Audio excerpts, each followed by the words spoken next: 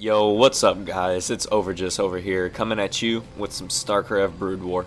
Now, in this video, we're going to be watching a best of two series that I played with my in real life best friend. This is going to be a TVZ. Both games will be played on a map that I have personally created called Amano Tejikara. I'll give you a good look at the map right now.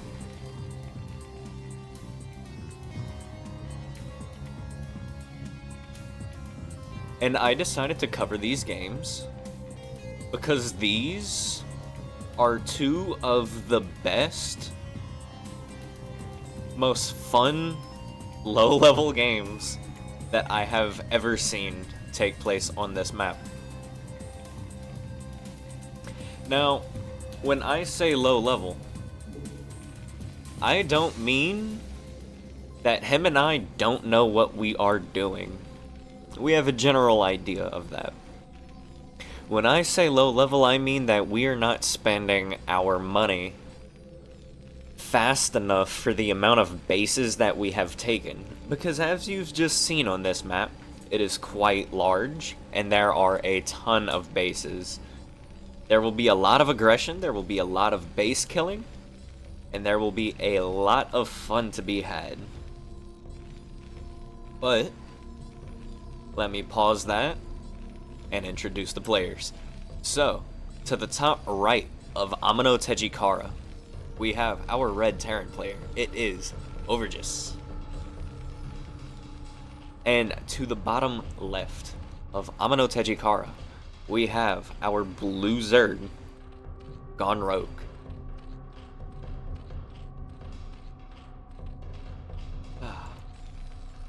And we've got some standard openings happening. 1 Rax and a CC, grabbing a second barracks. Going to be playing a very greedy opening is our red Terran. Meanwhile, on the other side, we see an equally greedy opening. Hatch first, probably gas before pool if I'm being honest with you.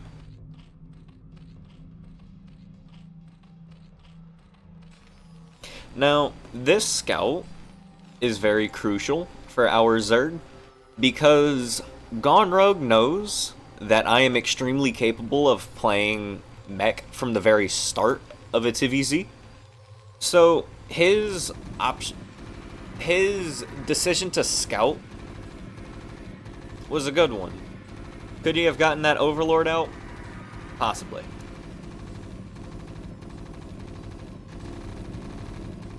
But I am confident that we are quite even in skill, and that we are also not quite at a level where we can really capitalize on a loss that is, I don't want to say insignificant, but I'm not at a skill level where I can necessarily translate killing an early game Overlord into an earlier mid-game lead. At least not at the time that this game was played. I am getting better.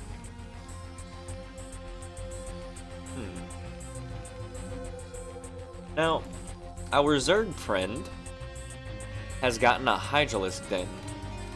Has gotten his lair, and if not now, if not soon rather, then we would have already seen Lurker aspect having been researched. Because there's not really much other reason that you would get a Hydra Den and a lair.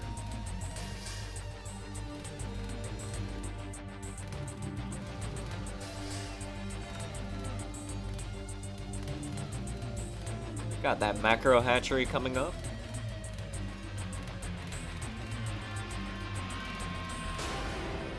And some intense music.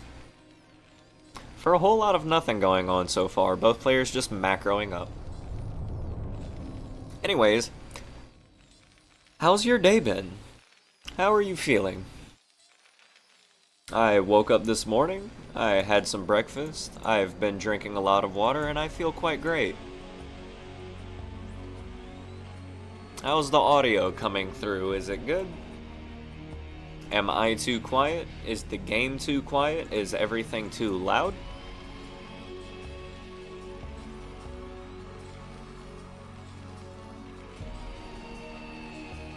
Third barracks on the way. And we see a Spire coming in quite early for our Zerg player. Well, I don't want to say quite early, but it definitely is a Spire tech. Now, having participated in this game, I know what happens.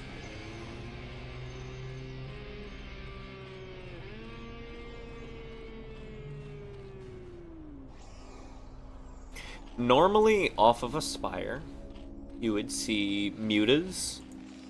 It would force the Terran into a position to build missile turrets in the mineral lines, just all around the bases, around the production, to make sure that mutas aren't able to get those SCV kills that they so crave for, to pick off those reinforcements as they're popping out of the barracks. See, mutas don't really want to fight this so much.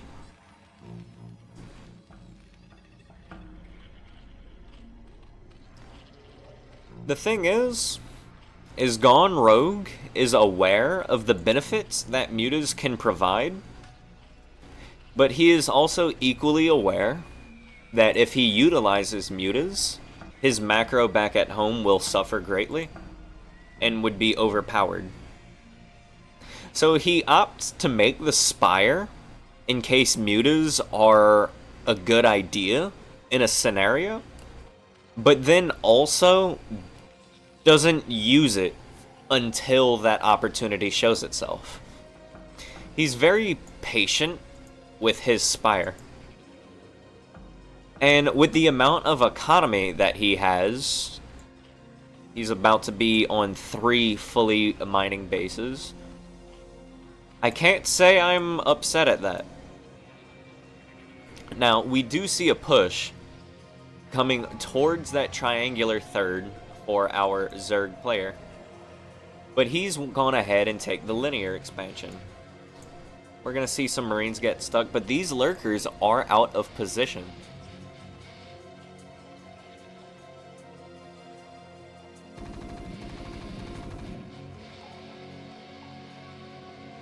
Marine is gonna strap up on an Overlord.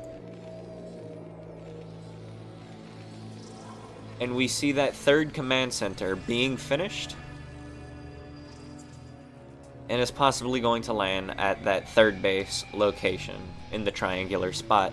Now, these Marines are gearing up for a push. They have been for a little while and haven't done anything yet. They've just been kind of waiting and looking for a good position. Now, GoneRogue is going to go ahead and push into the Marines. He's tired of being patient, and he is tired of waiting. And because of that, Zerg just gets absolutely melted.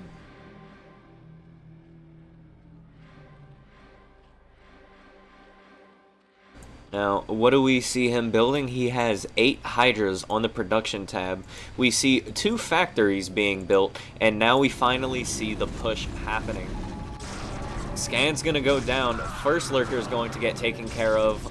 Lines of bio are going to begin dying as each lurker gets targeted one by one, but the scan runs out. Marines are no longer targeting the lurkers. They are being cleaned up. The Hydras come from the other side.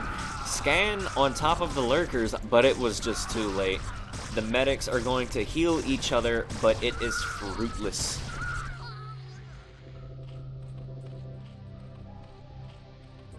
And GoneRogue manages his defense. Now, we see Hive coming up for our blue Zerg player, as well as the third base being landed by our red Terran. We see 4 barracks, and we see both of these factories building those machine shops.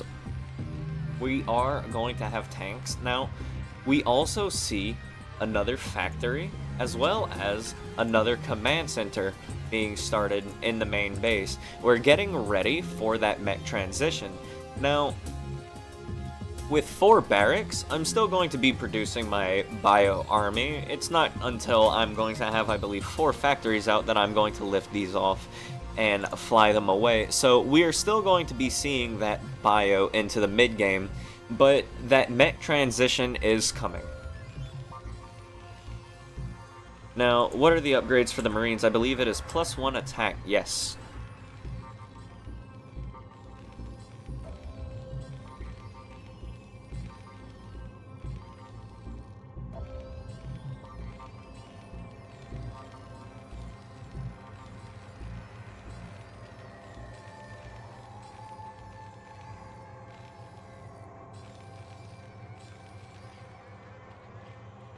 A whole mass of lurkers on the way by our blue Zerg. As well as an Ultra Cavern. Taking the 4th base at this low ground position. Now, I'm not a fan of this low ground position for my immediate 4th base, especially against Terran, because if you remember, there was a ledge right here where... Sorry about that. There's a ledge right here where Terran can siege up tanks. And if Terran gets tank sieged up, lays some mines down here and some mines down here, then it's really difficult for Zerg to, or even some mines up here and down here, then it's really difficult for Zerg to come around and punish those tanks being there without taking extraordinary losses in return. This base is extremely hard to take against Terran if you were taking it as your 4th base. I much rather take this base as my 4th instead, and then take this base as my 5th right after. Now, this base is also quite open. So, as Terran, I decide that I want to take it early before Zerg gets strong enough to punish it later on in the game. Because it is on the low ground, Zerg doesn't have a ton of options to deal with tanks quite yet. But once those Ultras come out, they are going to be quite tanky.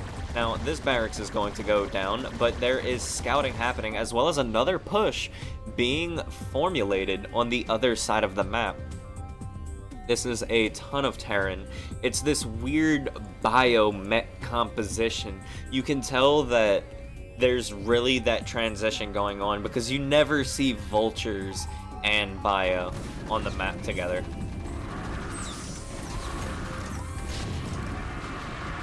Now, Zerg is going to begin getting cleaned up in this area. This base, if Overgis did not know before, definitely knows now that it does exist, seeing those Zerglings come up the ramp in that manner. Meanwhile, there is a ton of Zerg on this side of the map, gearing up for a push.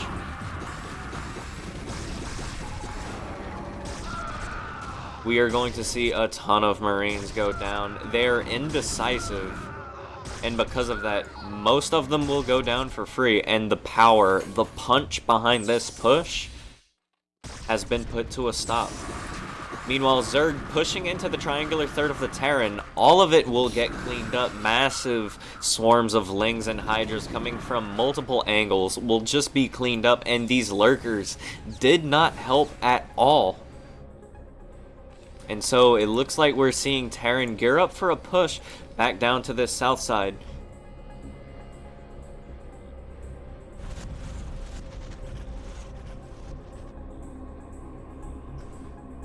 Fourth base being taken by our red Terran hero.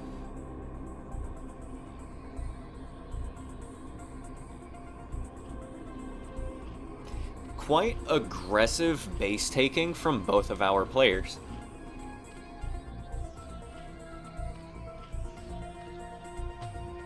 But this is what I meant. Both players extremely greedy, taking way too many bases. And neither of us really are able to spend all of the money that we are making. We are currently with massive banks. But our macro is relatively even, and that's what makes this game so particularly fun. Now, Hydras are going to be moving up the map, going to be supporting those lurkers. Now, we are going to see these lurkers come in to this bio army. Spider mines pushing into the lurkers. The lurkers burrow, but only 4 of them manage to get shots off. But it looks like Terran is going to get cleaned up anyway. Scan goes down on top of the lurkers, but the Hydras are there to tank for them. 2 more lurkers go down, but the bio is eviscerated. Another lurker goes down. The scan has definitely worn off by now. Hydras cleaning up the bio. Spider Mine goes off on the Hydras. The Hydras are cleaned up, but so is this Terran push. Once again, all of the punch behind it has been lost. Now, Vultures are going to try to get a run by on this Zerg base, but they are going to go down near immediately. This Sem City for the Zerg is fantastic. As you can see, we have drones mining gas with 2 hatcheries. How much more efficient can you get? Now, we have Ultras finally out for our Zerg friend here. Ultras are going to help a ton with dealing with that splash damage from the siege tanks. More and more mech on the way.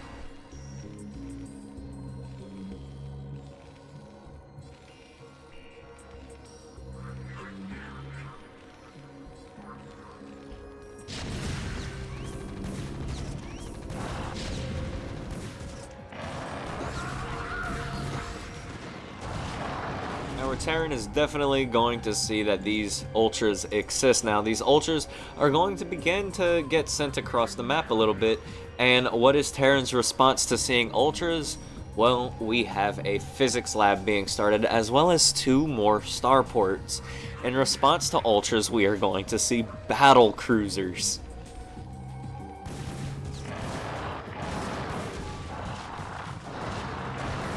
We are seeing spider mines being dropped all around the Ultras, Vultures taking out 2 Ultras simultaneously, and then going to focus down this last one. More spider mines are going to get dropped all within that Zerg army. Drags are going to happen. Multiple Vultures go down, however, another Ultra goes down. And losing 3 Ultras as well as a Zerg army to just some Vultures, it's not good for the Zerg. Now, you can't say that that was particularly fantastic for the Terran either, because Vultures are 75 minerals apiece. They are not free. Now, these tanks, we're going to back up and get into a better position to deal with that push, but meanwhile, we have another push coming from our Zerg player into that linear 3rd base, the 4th base position of our Terran player. These tanks are forced to unsiege to deal with the Ultras, but the Ultras are just going to kill the tanks anyway.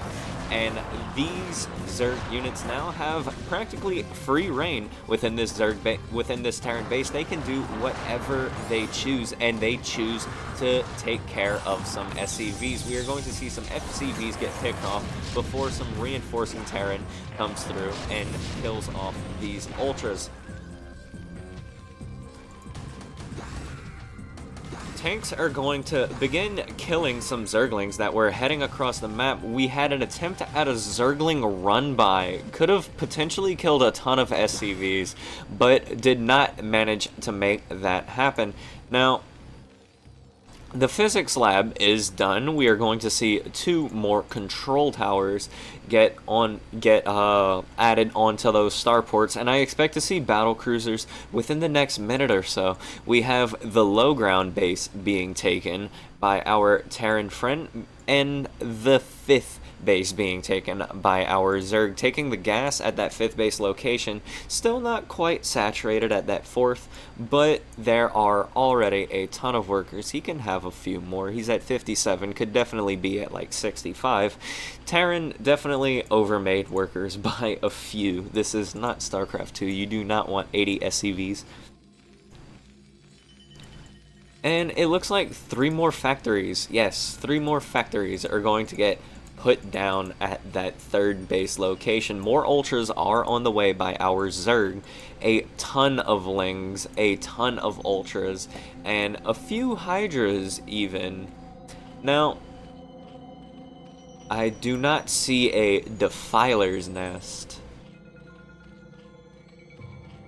No, there is no Defiler's Nest at the moment.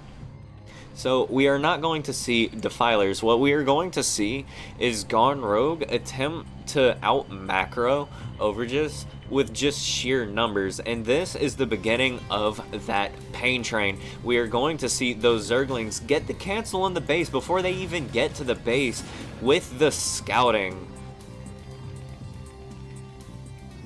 Now, we are going to see some Terran come and intercept those reinforcements, and then these Zerglings come into this base, divided and conquered. These Zerglings cannot get a whole lot done. Siege tanks are going to siege up within range of my own mineral line. Because if Zerglings are there, I prioritize killing my opponent's Zerglings over saving my SCVs, apparently. But with a bank like that, that seems like a viable strategy. Now, 2 siege tanks, as well as a bunch of vultures, are going to siege up at this low ground, going to try to take control over this little sector here to ensure that our Zerg friend doesn't get that triangular base.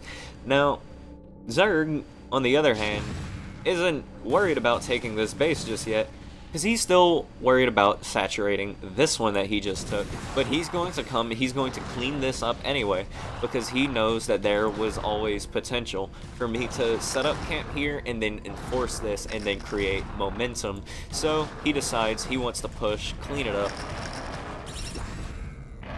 and get rid of all of that Terran. Now, these vultures are being quite annoying. Another spider mine hits that Ultralisk. Now, we are going to see these tanks help out with taking down that Ultra, and we are seeing more vultures take care of what I believe was probably one Zergling right here.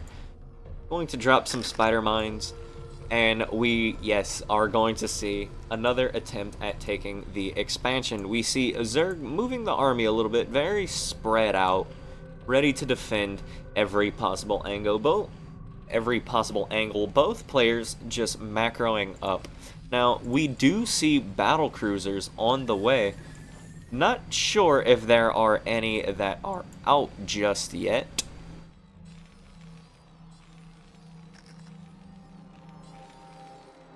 I do not believe. And we are also seeing Yamato Gun as well as Irradiate. Vultures going to come down to this 5th base location and going to try to get some work done, but there are already army units there. Now, vultures are going to keep this location relatively safe. This command center has not finished yet, but once the ultras come in, there is no hope for anything to defend there without the presence of tanks. And just like up north, down south, we see Zerg cleaning up that Terran presence, and we are going to see some more tanks and some more vultures fighting some more Zerglings and some more ultras. Now, we are going to see this 5th base by our Terran get threatened by this group of Zerg. Now, this group in particular is a little bit scarier because of the presence of that Ultra. You can see how much damage it's tanking and how much damage these Hydras are able to start getting on this mineral line. Now, we do see 3 battle cruisers are finally out by our Terran. They are going to begin getting to work on those Ultralisks, and 1 or 2 of them are particularly heavy damage. This one almost dead, this one as well, and this one in the yellow.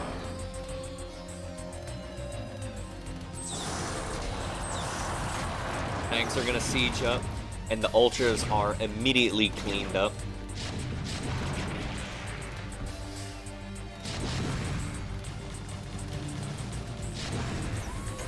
Now, some Zerglings do manage to get back with the tank.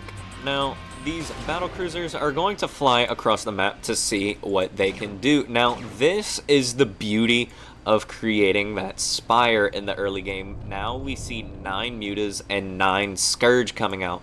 With battle cruisers and tanks and vultures, a lot of my supply is holed up on things that either can't attack air or are not very good at it.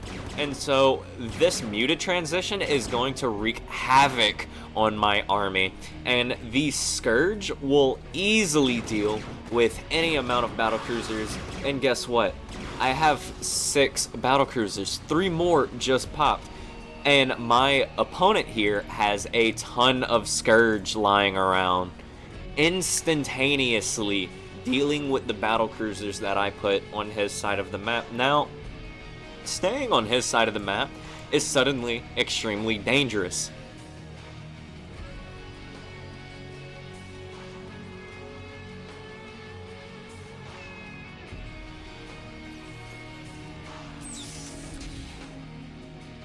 Vultures are going to begin heading southbound on the map.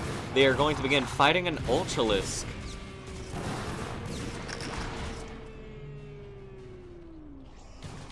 Some Zerglings are going to intercept this Vulture run by, however, mines are going to be planted at the mouth of this base, and then they are going to run into the back of the mineral line. There's already an Ultralisk there, and he'll begin working on the tip of the iceberg, but a ton of drones are going to go down.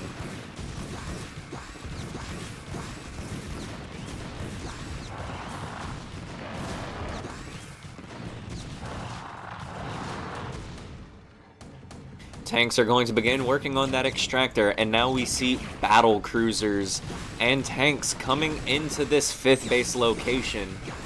Tanks are going to siege up on this high ground. Just as I said, this base can be shelled away at.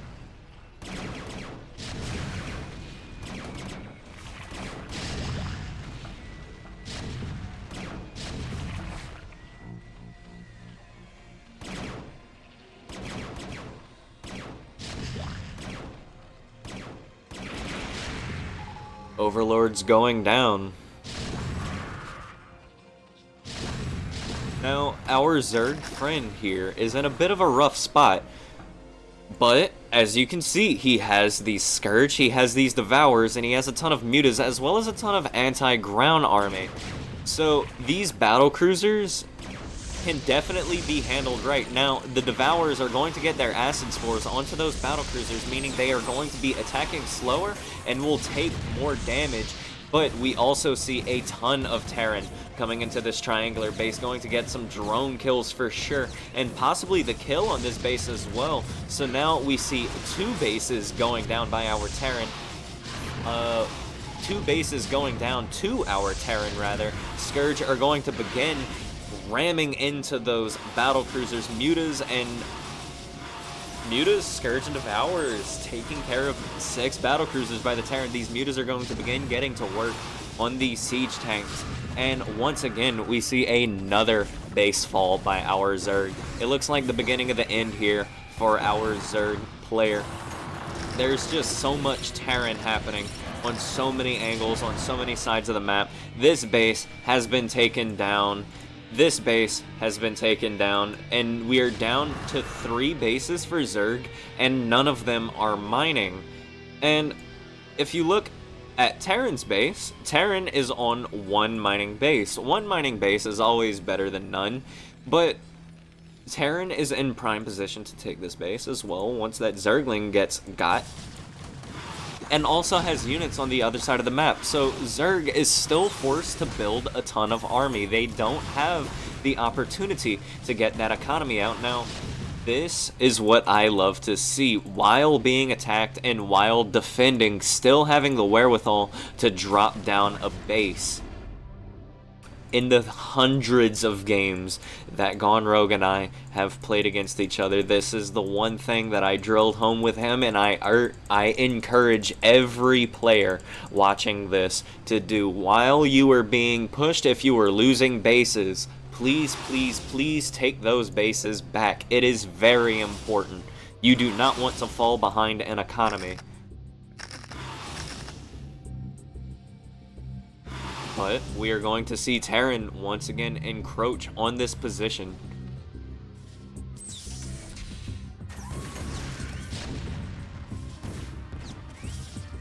And it is a sad time for our blue Zerg. Seeing his 3rd base, well, yes, this was his 3rd base. Seeing his 3rd base get encroached on by tanks this late into the game after being mined out, at this point, these vultures are just hammering the production. This base cannot be taken. There are spider mines there, and these tanks are working on it. And there's so much more Terran coming from the north. We see... I don't know how many Goliaths that is. It looks like 5. Oh, it's 4. 1, 2, 3, 4, yeah. We have 4 Goliaths fighting a ton of Mutas, killing some Overlords. There's just not enough Zerg here. Scourge coming through, but with no more battle cruisers, these Scourge are just left with no targets, nothing to kill. Tanks pushing forward. There are a ton of Mutas working on these tanks.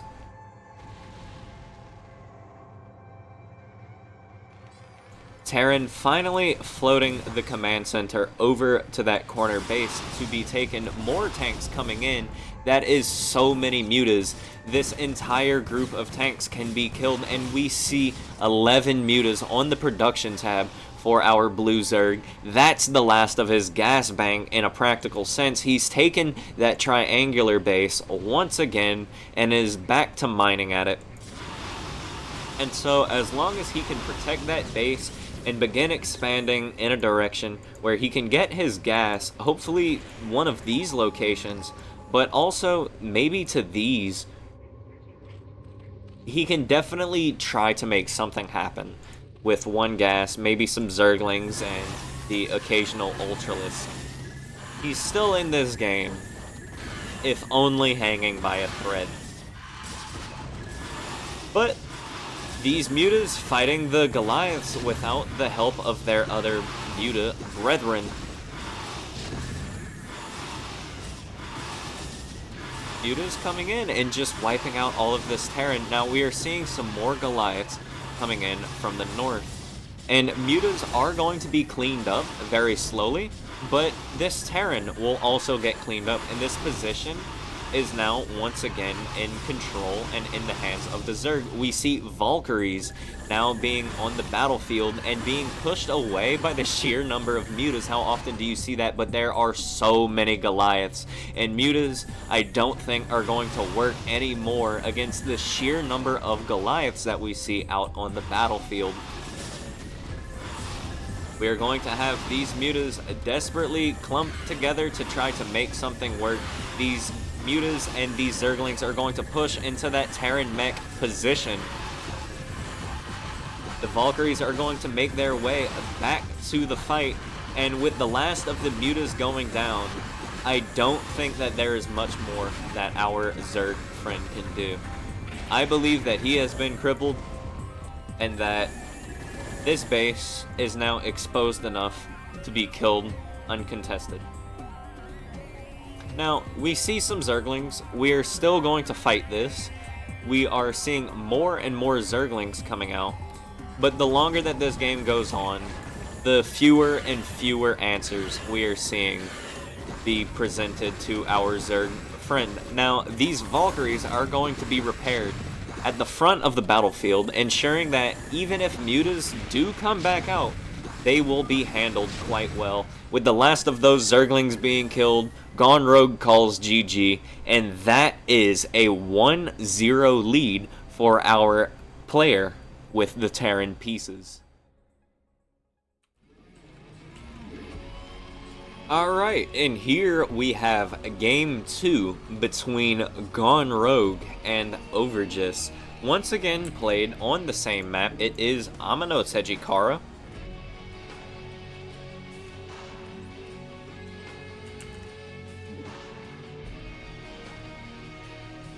And the difference in this game is that GoneRogue is now our red Zerg spawning at the top, and Overgis is now our blue Terran spawning at the bottom. Going to get that gas after the barracks.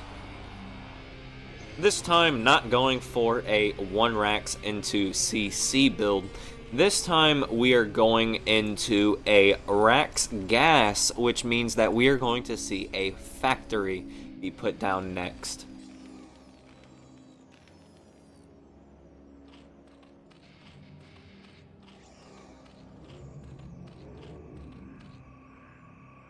And once again, going hatch first is our Zerg.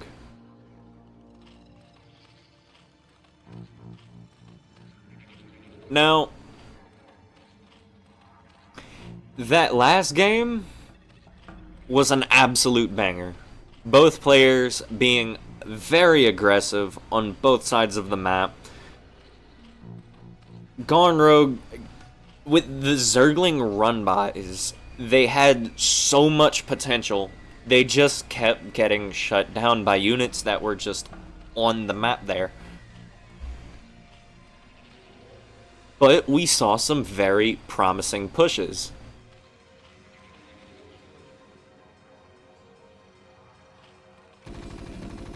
And GoneRogue's defense in that last game, despite most of his attacks not working out, he was never in a position where I felt that I was comfortably ahead of him, because his defense with every attack was so clean and so fantastic. He was taking fights beautifully.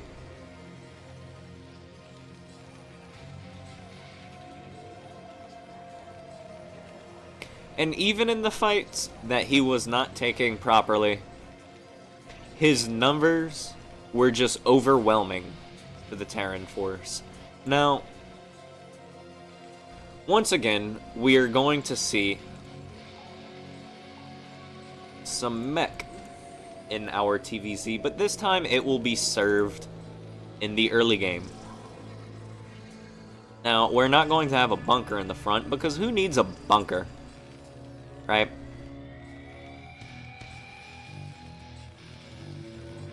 Now, of course, I know myself. If I open with one Marine, I don't put the bunker at the front. If I do put a bunker, if I feel the need to, against GoneRogue, not so much.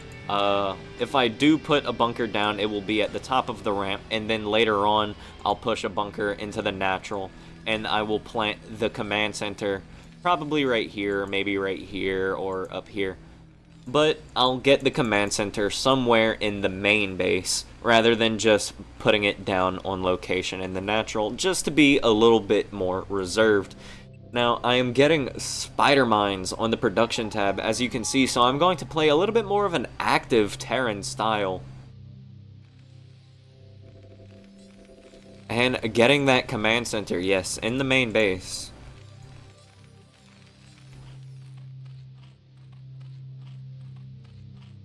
Now, for those wondering, these games were not played anytime recently. I remembered that these games were absolute bangers, but I wasn't even in possession of the current computer that I own whenever these games were played. These games were played sometime last year, in July, 2022.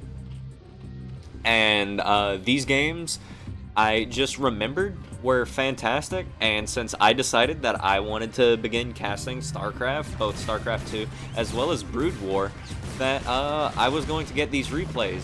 But since I didn't have these replays on this computer, I needed to get them from my best friend, who is my opponent in this game.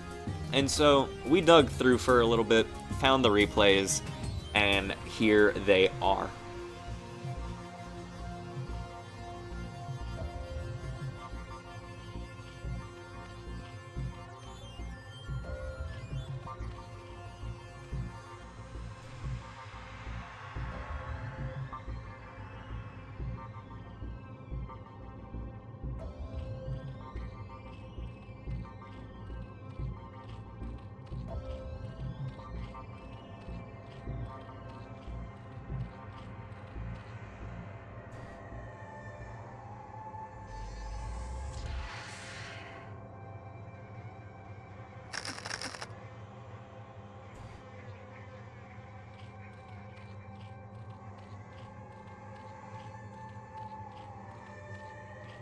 Now, once again, we are going to see that Spire coming up in the early game. He put that Spire to good use, forced me into a bad position, but I had the tools to work my way out of it. We are going to see what happens in this game.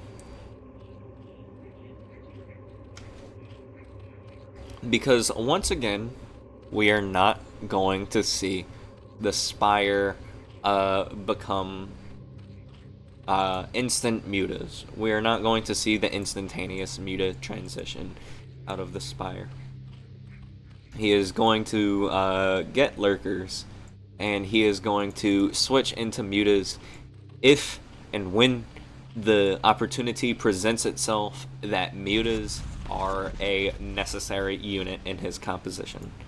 And in that last game, he showed off that tendency perfectly. when it came time to dealing with those battle cruisers, his transition into air was immediate and effective.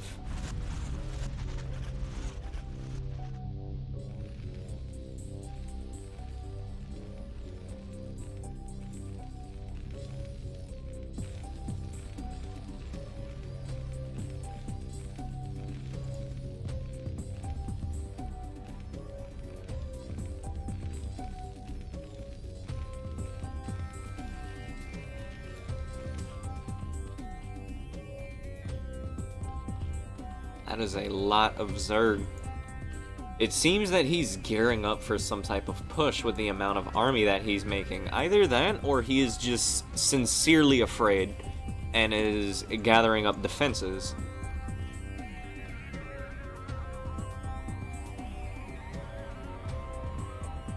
Now, killing the SCV because it got stuck. Could this tank have moved? Maybe I tried that. I don't know. That seems a little extreme to kill an SCV without moving the tank first to see if it can get out.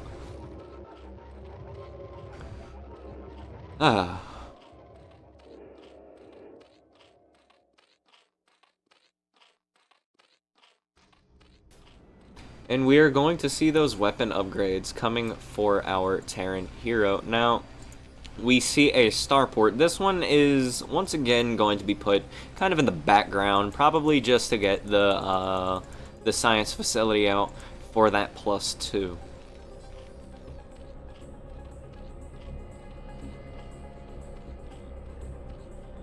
Without ultras on the field, without ultras on the field, there's not really a particularly good reason to go battle cruisers. Now, in that last game, our Terran did research Yamato cannon, but never used it. Quite interesting.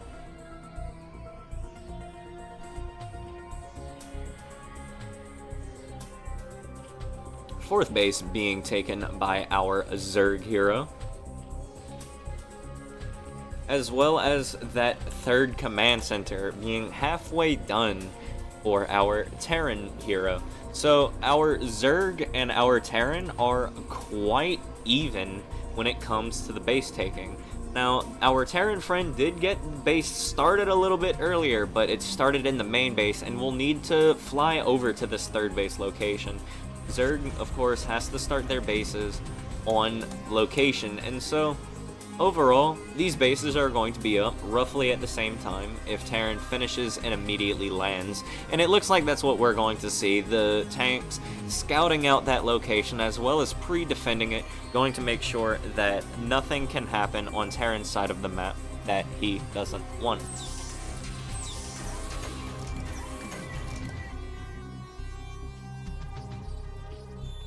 Another hatchery coming up at that third base location. And we see another hatchery coming up at that macro location. A ton of lings, a ton of hydras, a few drones in the mix as well. Should get those back to mining. Now, we have vultures just doing their due diligence.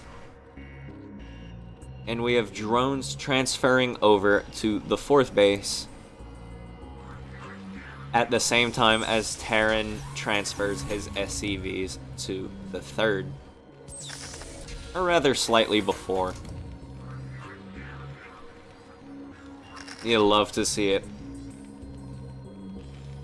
Two players that play so similarly in skill.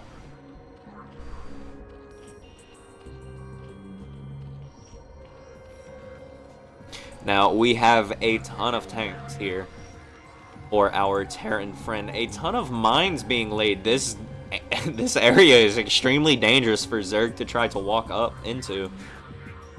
As well as some more vultures, just keeping this location scouted, making sure Zerg doesn't want to come through here. Now, there's a Zergling here as well. Just, I guess to scout this base location? Possibly kill an SCV coming to take a fifth base? But last game, and in this game, I opted to take the triangular base. Going for that linear fourth now. And this base is not fully saturated. This base, not quite fully saturated either. But with the main bases beginning to run dry, I say that. There are not many drones in this main base.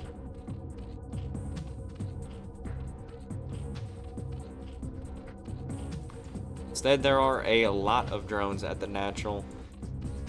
I guess what's happening is he is building buildings in the main base without replacing the drones.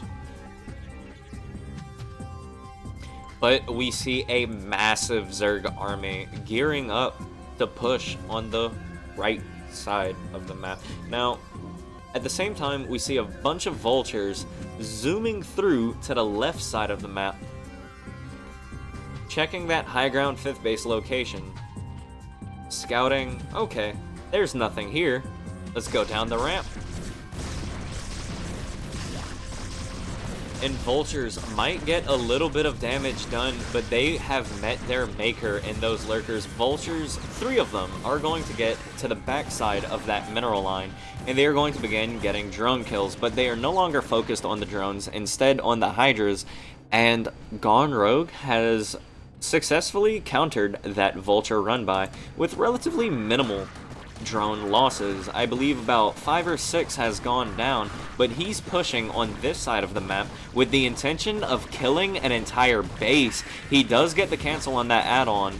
Now, we do see an irradiate go down on a hydralisk, but this base is forced to lift up, and with these hydras here, if they just focus on the command center, they will get it, and the command center is being repaired by the SCV, being saved just in the nick of time. Tanks killing the hydras, and we see that command center barely surviving.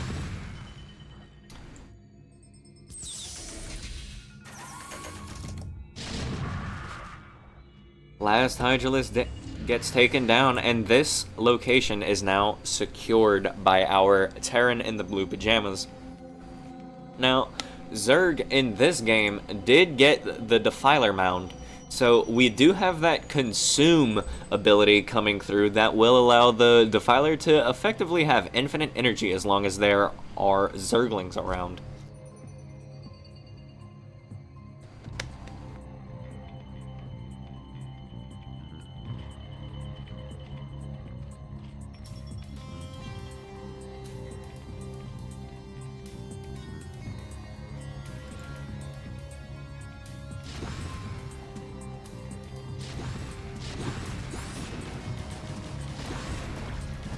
Another limbo line of Zerg gets sent down to the triangular position of the Terran, and they will meet their maker trying to kill his location. Now, we do see some aggression on this side of the map, as well as some more aggression on this side of the map. Now, pushing at the tip of a tank line is exactly how you want to break it. Getting, I believe, about 3 tank kills right there. Definitely not cost effective, but taking down tanks and killing the defense of this base is a good thing, as well as weakening this side of the map.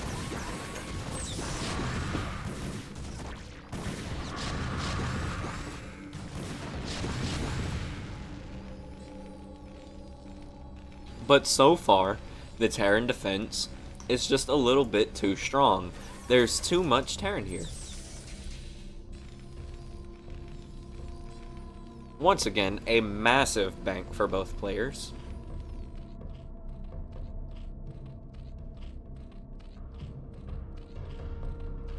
And we see adrenal glands finally on the way for our Zerg hero, as well as ultras finally being out. Now, we have plague on the way. Some plagues on some siege tanks, a massive group of siege tanks. Getting a plague off on that and then running in with the Zerglings will be absolutely devastating to the blue Terran. So definitely needs to be careful. But with these ultras and these zerglings, it looks like he's gearing up for a push. He doesn't even want to wait for Plague and for Defilers to be out. Actually, Plague just finished, and he has 2 Defilers on the way. Did he just time this perfectly? No, he did not, because he would have needed Defilers out a little bit earlier for it to be timed perfectly. But Plague is finished. He has consumed. Yep. He has timed this nearly perfectly. If he pushes into this 3rd base location, gets some plagues off, he can wreak so much havoc within the area. Would potentially force our Terran to build or drop that barracks to build medics to heal his SCVs.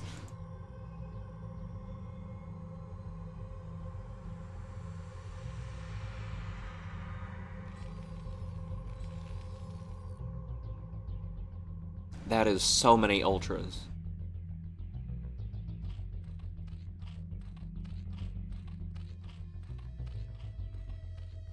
Now, we are on 5 bases for Zerg and 4 bases for Terran. We'll see how much longer that statistic lasts. We are going to see some vultures being cleaned up by these ultralisks now, and we also see an ultralisk be irradiated.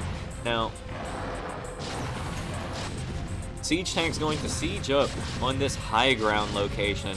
Ultras, Zerglings, whatever comes through from this angle will be massacred. There is nothing that can survive this, and we are going to see that slow leapfrog. We should see these tanks siege up relatively soon.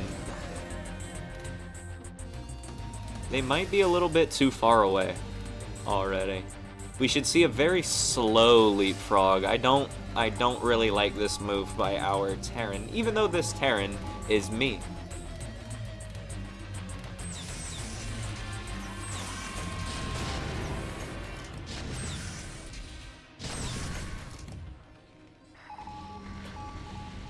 Now, this high ground location is going to keep this ramp safe, as well as this base, so these both bases are effectively safe.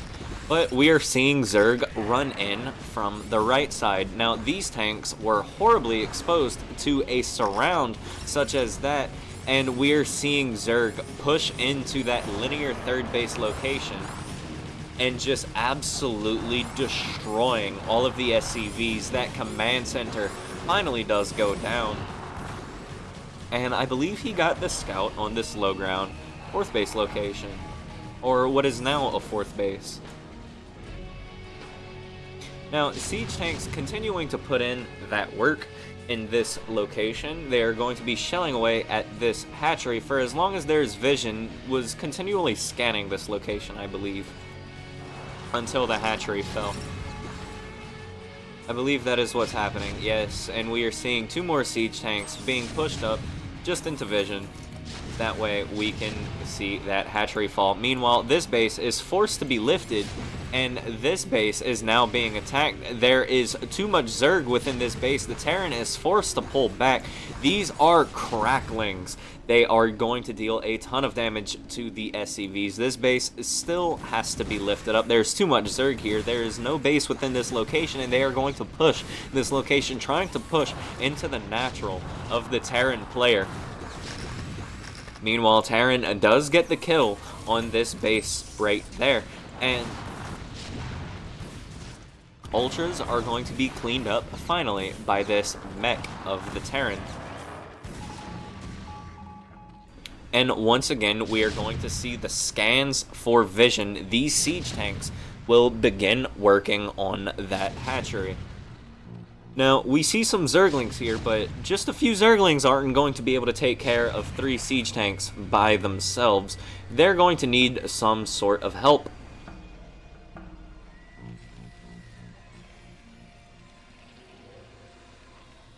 And I believe we will see that help on the way. We have more and more Zerglings funneling into this location, as well as a Defiler on the way.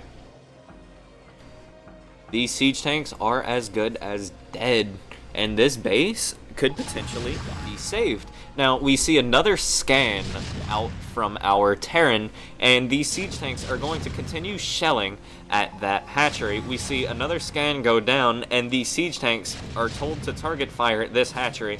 Dark Swarm gets thrown down, but it is too late. That hatchery will fall, and these Zerglings are going to make their way around to clean up the tanks, but it is just a little bit too late. The damage is done. Zerglings funneling into this base, but not quite able to get anything done in the SCV line, but they are able to pick off this tank. Now we see some Zerglings and some Ultralisks running into this triangular base for our Terran. There are so many Ultras here. That is so much damage that needs to be done to clean up the Zerg that is here, and with more and more Zerglings coming, there's just too much fire being focused on the Ultras. These Zerglings are able to do exactly what they want, and that is kill SCVs, kill the add-on, kill the command center. The command center needs to be lifted off, but once that command center goes into the red, that's it. There's Zerg in the main base of Terran. That is never a thing that Terran wants to see. This command center is forced to get lifted off before it goes into red health, and Terran is forced to pull everything to the left side of his bases. That way he can try to get that defense. What?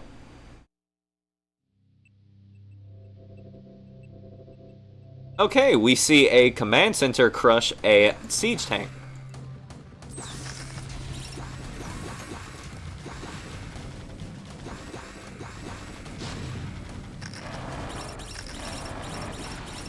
Zerg running into this right side now. After pulling Terran to the left with this army, he runs in to the right and just begins to clean everything up on this side as well. At the same time, he has taken this triangular expansion and is just applying pressure from every possible direction. We see more Zerglings, more Ultras coming out from our Zerg player. Running now down back into this left side. Ultras are going to get cleaned up, but the more Terran that goes down, the better and better this is for Zerg. GoneRogue is ahead on workers, he is ahead on base count, and that's it. Overgis calls the GG, not able to get back onto his feet, and that is it. GoneRogue has tied up the series 1-1. And with that, we come to our conclusion. In Game 1, Overgis pump faked mass battle cruisers. GoneRogue went for his response, and Overgis dunked. In Game 2, Overgis went for a dunk, but did not pump fake, and because of that, the shot was blocked. If you like this video, make sure you leave a like, comment, and subscribe. And as always, I'll see you in the next one. Peace.